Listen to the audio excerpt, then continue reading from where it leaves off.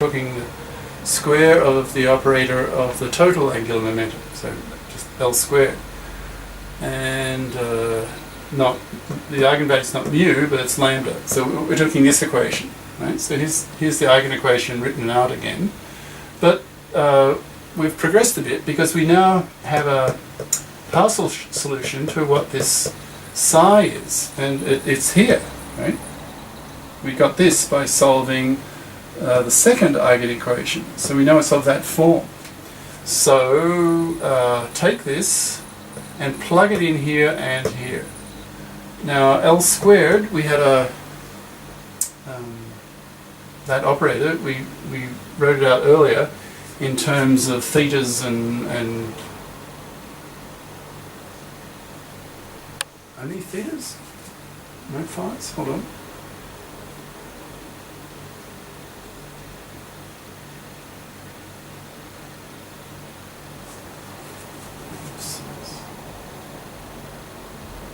I'm just checking.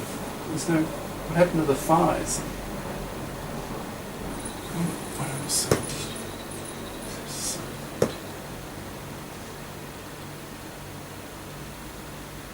Oh, I see. It drops out.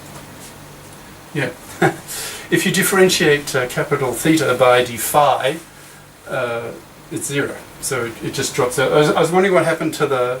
This is all theta terms, right? I was wondering what happened to the phi terms. And the answer is there is a term in the L squared hat. Well, I can just read it out to you. You won't see it. So in the previous session, but it was 1 over sine squared theta, and then partial d2 by d phi squared. So if you're differentiating, if you plug this into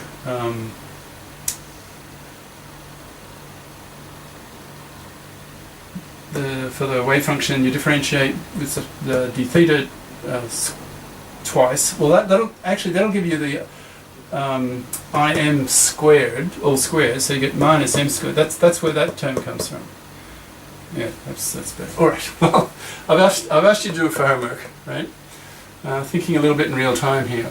So take the formula we did in the previous session that involves theta and phi, and plug it into this equation. And for psi here, plug this into the equation, solve it through, and you'll get this. So I ask you to do that for homework. That's not too difficult. All right. Now, also for homework, a little bit harder, is this equation here is still rather inconvenient. So we can make it simpler and also more familiar. You'll see why in a minute. Make a substitution, a translation of variables. So let z be cos theta. Right? So we're introducing this new variable z. It has nothing to do with the XYZ in terms of direction or component. It's just, I mean, you can call it anything, but we just define z to be cos of theta, right? So this equation here, asterisk, this asterisk, this equation here, it then becomes this, and I ask you to do that for homework. So you need to translate the d thetas and sine thetas and so forth in terms of z's. So like for example dz would be minus sine theta d theta, and so d by d theta equals whatever. So so translate this equation into that one using this translation. So you define z to be cos theta. Okay, so translate that into that. I ask you to do that for homework. Right? Now, this p here, so it's p of z is defined to be this capital theta, which is a function of cos little theta. Right? Now this p here, that's written here and here, which is defined this way, it is called this. If you see this equation, and you're an expert in differential equations, you'll go, oh, that's just Legendre's equation. Legendre, a French mathematician. A lot of French mathematicians on differential equations about that time. I guess DE's differential equations were very popular in France at that time. Anyway, so Legendre created this equation, well, a similar form of it, we'll simplify it somewhat, but of this type. And our angular momentum analysis now leads us, in solving the eigenequation for angular momentum, it leads us now to this this equation, which is called, the technical term for it is the associated Legendre equation. Why associated? I'm not too sure, frankly. I'm a little weak on the history of mathematics.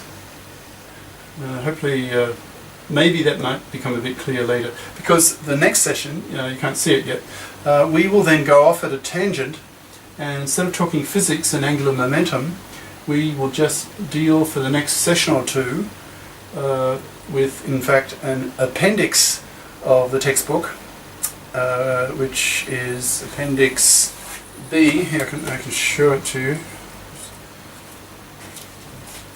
It's two and a half pages in the text as an appendix. Appendix B on spherical harmonics. Here's the. Okay, so we need to be able to solve this equation. You need to have enough theory of about the Legendre equation, or the associated Legendre equation. So I guess it's a slightly different form from the original. But so we'll spend 1 or 2 sessions at least on solving this type of equation, and then once we have that knowledge under our belt, we can return and get back to the angular momentum, solving the eigen equation. Alright? So for you as homework, I guess the main challenge is going from here to here, using this substitution. Right? And the reason we did that is this then becomes Legendre's equation, and mathematics has a lot of experience with the Legendre equation. They know how to, the mathematicians know how to solve this very well. So it's been translated from this into a very familiar form that the mathematicians know how to work with. So so the next session will be completely off at a tangent. It'll be pure mathematics, nothing to do with physics at all. So the next 2 sessions at least will be on developing techniques to solve the Legendre equation. So till the next session.